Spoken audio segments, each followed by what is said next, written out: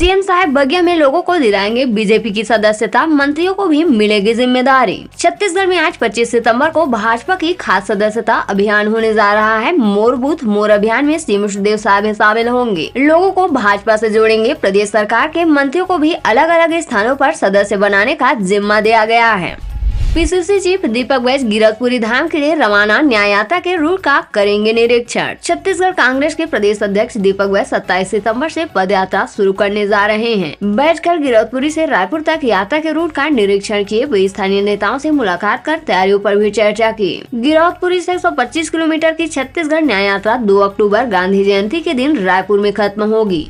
जसपुर में 7 किसानों के खिलाफ अपराध दर्ज। मवेशियों की समस्या को लेकर किया था चक्का जाम। एसपी बोले बिना अनुमति किया विरोध प्रदर्शन। जसपुर में मवेशियों की समस्या को लेकर सन्ना रोड पर जाम लगाने के मामले में पुलिस ने 7 आरोपियों के खिलाफ अपराध दर्ज किया है। एसपी शशि मोहन सिंह ने बताया कि धरना, जुलूस, रैली के लिए जिला प्रशासन के सक्षम अधिकारी के पास आवेदन प्रस्तुत कर अनुमति लेना अनिवार्य है। लेकिन 22 सितम्बर की सुबह 5 बजे सन्ना में कुछ लोग अचानक फसल नुकसान और मुआवजा की मांग करते हुए जसपुर सन्ना मार्ग में बांस बंदी लगाकर धरने पर बैठ गए। इससे सड़क के दोनों ओर आवागमन बाधित हो गया। कानून व्यवस्था बिगड़ने की स्थिति निर्मित होने पर पुलिस बल मौके पर पहुंची। अवैध रूप से धरना प्रदर्शन कर रहे ग्रामीणों ने लगभग 2 घंटे तक सड़क को जाम कर दिया था।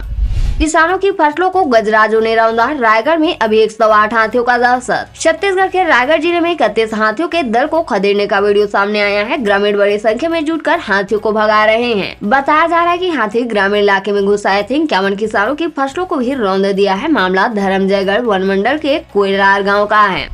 सीजीपीएससी कॉपी चेकिंग में गड़बड़ी। 59 शिक्षक ब्लैक लिस्टेड। 12वीं के बाद 10वीं रिजल्ट मूल्यांकन में भी लापरवाही। छत्तीसगढ़ माध्यमिक शिक्षा मंडल ने 12वीं रिजल्ट मूल्यांकन के बाद अब 10वीं में भी लापरवाही पर 59 शिक्षकों को ब्लैक लिस्टेड कर दिया है। आंसर शीट चेक करने में लापरवाही बरतने की वजह से इन शिक्षकों को ब्लैक लिस्टेड किया गया है। इसका असर इन शिक्षकों की सालाना वेतन वृद्धि पर भी पड़ेगा। लापरवाही बरतने वाले शिक्षकों को 3 से 5 साल के लिए माध्यमिक शिक्षा मंडल के समस्त परिश्रमिक कार्यों के लिए ब्लैक लिस्टेड कर दिया गया है। हिंदी के 5 शिक्षकों ने जो कॉपियां चेक किए हैं उन उत्तर पुस्तिकाओं में 50 से ज्यादा नंबरों की बढ़ोतरी हुई। डीजे संचालक बोले साउंड सिस्टम बंद होंगे तो शराब भी होंगे बंद। रायगढ़ में साउंड यूनियन का प्रदर्शन। रायगढ़ जिले में डीजे साउंड यूनियन के पदाधिकारी और सदस्यों ने मिनी स्टेडियम में धरना प्रदर्शन किया। डीजे पर लगाए गए प्रतिबंध को लेकर नारेबाजी भी की। उन्होंने कहा कि डीजे साउंड सिस्टम बंद होंगे तो शराब व्यवसाय भी हो बंद। 5 सूत्री मांगों को लेकर सीएम के नाम सौंपा ज्ञापन। एनएसएस की स्टेट यूनिट को 50 लाख देने का ऐलान। रायपुर में युवाओं के बीच पहुंचे सीएम साहब। मुख्यमंत्री विष्णुदेव साहब कृषि विश्वविद्यालय पहुंचे। एनएसएस यानी कि राष्ट्रीय सेवा योजना के कार्यक्रम में उन्होंने हिस्सा लिया। सीएम साहब ने कहा कि राष्ट्रीय सेवा योजना के स्वयं सेवक राष्ट्र निर्माण में महत्वपूर्ण योगदान दे रहे हैं। मुख्यमंत्री ने इस अवसर पर राष्ट्रीय सेवा योजना की राज्य इकाई को विभिन्न कार्यक्रमों के आयोजन के लिए 50 लाख रुपए की मंजूरी की घोषणा की। उन्होंने कहा कि राज्य इकाई के कार्यक्रमों के आयोजन के लिए 13 लाख रुपए की राशि दी जाती थी, जिसे बढ़ाकर 50 लाख रुपए किया जा रहा है। मुख्यमंत्री ने कहा कि नशा मुक्ति के कार्य में स्वयं सेवकों को सक्रिय भूमिका निभाना चाहिए। ट्रक खराब होने से बनी जाम की स्थिति। केसकाल में 10 किलोमीटर लंबा जाम। बस्तर की लाइफलाइन केसकाल घाट में जाम लगने का सिलसिला थमने का नाम नहीं ले रहा। घाट में खराब सड़कों के कारण गाड़ियों के फंसने और खराब होने से घंटों तक जाम के हालातों से अब तक राहत मिलती नहीं दिख रही है। घाट के 7वें मोड़ पर सड़क के बीच एक ट्रक खराब हो गया, जिसके चलते जाम के हालात बन गए। इससे पहले शनिवार को भी करीब 24 घंटे तक जाम लगा रहा। ऐसे में बीते करीब 48 घंटे से जाम की स्थिति बनी रही। तंत्र मंत्र सिद्धि के लिए खोदी गई महिला का कब्र, लाश निकाल कर की तांत्रिक क्रिया। छत्तीसगढ़ के गरियाबंद में तंत्र मंत्र की सिद्धि पाने के लिए महिला का कब्र खोदकर शव निकालने का सनसनीखेज मामला सामने आया है। यह घटना चूरा थाना क्षेत्र के सिवनी गांव का है। इस मामले में पुलिस ने दोषियों के खिलाफ मामला दर्ज कर 2 आरोपियों को गिरफ्तार किया है।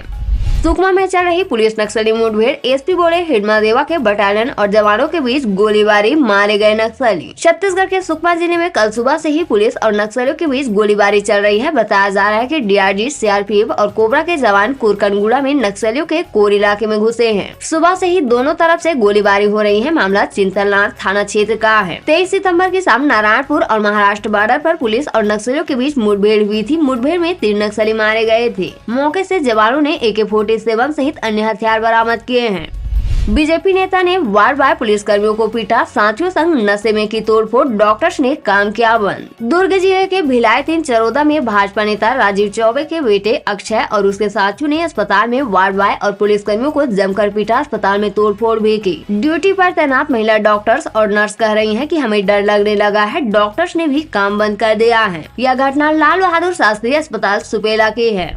बिजली गिरने से 24 घंटे में 10 लोगों की मौत, राजनांदगांव में 8 की गई थी जान। पिछले 24 घंटे में बिजली गिरने से 10 लोगों की मौत हुई है। बिलासपुर में बिजली की चपेट में आ जाने से 2 अलग अलग जगहों पर एक गर्भवती महिला और मछुआरे की मौत हो गई है। इससे पहले सोमवार को राजनांदगांव में 6 स्कूली बच्चों सहित 8 लोगों की जान गई थी। सभी बारिश से बचने के लिए खंडहर में छिपे थे। आज 9 जिलों में येलो अलर्ट जारी किया गया है। गरियाबंद, धमतरी, बालोद, बस्तर, कोंडागांव, दंतेवाड़ा, कांकेर, बीजापुर, नारायणपुर में मध्यम से भारी बारिश हो सकती है। मौसम विभाग के मुताबिक 3 दिनों तक बारिश का दौर जारी रह सकता है। आज, कल और 26 सितंबर को प्रदेश के कई जगहों पर गरज चमक के साथ बौछारें पड़ सकती हैं।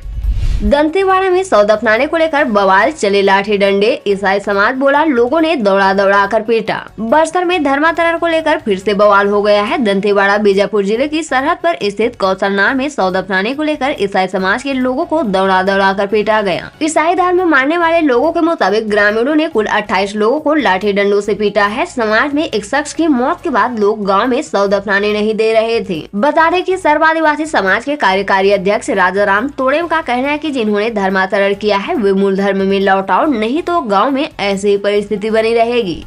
मुंगेली में नाले में मिली बुजुर्ग दंपत्ति की लाश, घर से घटना स्थल की दूरी महज 100 मीटर, हत्या या हादसा, जांच में जुटी पुलिस। मुंगेली जिले के लोरमी इलाके में बुजुर्ग दंपत्ति की लाश संदिग्ध अवस्था में नाले में मिली है। पूरा मामला लोरमी के खुड़िया चौकी का है। यहाँ के अचानक वहाँ टाइगर रिजर्व के सुदूर वनांचल में स्थित बिसौनी वनग्राम में अधेड़ पति पत्नी का शव नाले में मिला। अनुपस्थिति में लिया प्रभारी सीएमओ का प्रभार, राजस्व निरीक्षक निलंबित, आपराधिक कृत्य उजागर, शासन में सख्त। रायगढ़ पंचायत घरघोड़ा में अजब गजब कारनामा बीते 1.5-2 साल से अनवरत देखने को मिल रहा है। निलंबन की वजह अवकाश के दिन कार्यभार लेना तथा उसी दिन परिषद की बैठक आयोजित तथा कूटरचित कर शासन को गुमराह किए जाना है। इसके अलावा आपराधिक कदम बढ़ाते हुए फर्जी हस्ताक्षर है। घरघोड़ा नगर पंचायत में नगर सरकार और प्रशासनिक तंत्र निरंकुश होकर काम कर रहे हैं, जिसका प्रमाण भ्रष्टाचार समेत कार्यों की जा रही लगातार लापरवाही के बाद शासन स्तर से होने वाली कार्रवाई से स्पष्ट हो रही है। रेत के अवैध उत्खनन से बैराज के अस्तित्व पर मंडराने लगा खतरा, कार्रवाई नहीं होने से रेत माफियों के बढ़े हौसले। महानदी का जल स्तर कम होते ही रेत माफिया फिर से सक्रिय हो गए हैं। रेत के अवैध कारोबार में लगे माफिया बेखौफ उत्खनन और परिवहन कर रहे हैं। इन्होंने करोड़ों की लागत से बने बैराज को भी नहीं छोड़ा है। लगातार रेत के उत्खनन से बैराज के अस्तित्व पर खतरा मंडराने लगा है। यदि समय रहते अवैध उत्खनन पर अंकुश नहीं लगाया गया तो करोड़ों रुपए की लागत से निर्मित बैराज का अस्तित्व समाप्त हो जाएगा। अवैध उत्खनन के तरीका भी बदल दिया गया है।